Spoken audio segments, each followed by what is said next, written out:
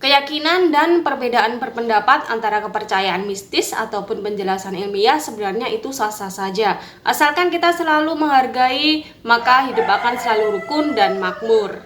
Halo guys, apa kabar kalian semua? Kembali lagi di channel Tikar Kelabu. Kali ini aku akan membahas tentang segitiga bermudanya Indonesia. Sebelum ke cerita, jangan lupa support channelku ya guys dengan cara subscribe, like, komen, dan share. Dan aktifkan loncengnya agar kalian semua tidak ketinggalan cerita menarik selanjutnya. Tanpa berlama-lama, inilah Tikar Kelabu yang membahas kisah misteri di dunia.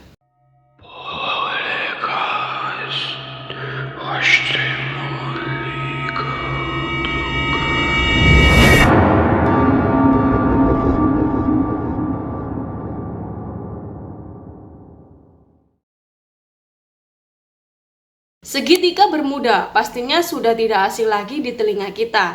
Segitiga Bermuda sebuah tempat di mana sampai saat ini masih menjadi misteri atas beberapa kejadian janggal dan di luar nalar pikiran kita. Segitiganya Bermuda Indonesia itu ada di Kepulauan Masalembu atau sering disebut juga dengan nama Masalembu. Masalembu adalah sebuah kepulauan kecil yang terdiri dari 3 pulau, yaitu Masalembu, Masakambing, dan juga Keramaian. Karena memang di perairan Masalembu tuh kalau mau digambarkan nih, itu bisa ditarik garis khayal guys sebutannya, yang mana menghubungkan Pulau Bawean, Kota Mejene, dan Kepulauan Tengah, di mana garis tersebut membentuk segitiga.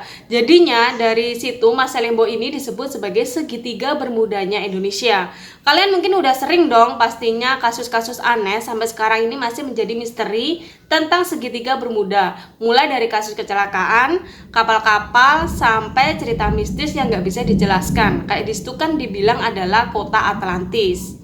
Banyak cerita mistis dan sering hilangnya kapal ataupun pesawat di segitiga bermudanya Indonesia, seperti pada tahun 2007 pesawat Adam Air itu hilang dan terakhir diketahui mau melewati daerah perairan Masalembu ini sampai akhirnya hilang kontak guys. Masih di tahun yang sama guys, di tempat yang sama, KM Mutiara Indah juga tenggelam di tahun 2007, tepatnya di tanggal 11 Juli. Lalu di tahun 2009 KM Ternate Prima tenggelam juga. Pokoknya banyak banget tuh rentetan kejadian yang terjadi di perairan Masalembu ini. Karena hal tersebut jadinya banyak yang percaya kalau perairan Masalembu ini memang menyimpan sebuah rahasia atau misteri. Dan menurut kepercayaan penduduk di sekitar perairan Masalembu itu, terdapat sebuah kerajaan makhluk halus.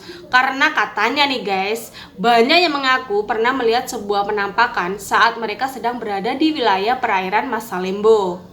Ada yang pernah melihat ular laut raksasa, terus burung raksasa, sampai ada yang bilang melihat naga.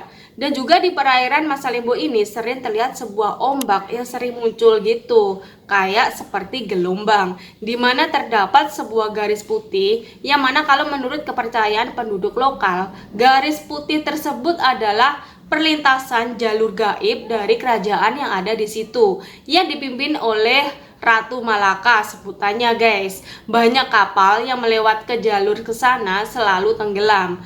Gelombang garis putih itu biasanya menjadi semacam pertanda bahaya bagi penduduk di sana.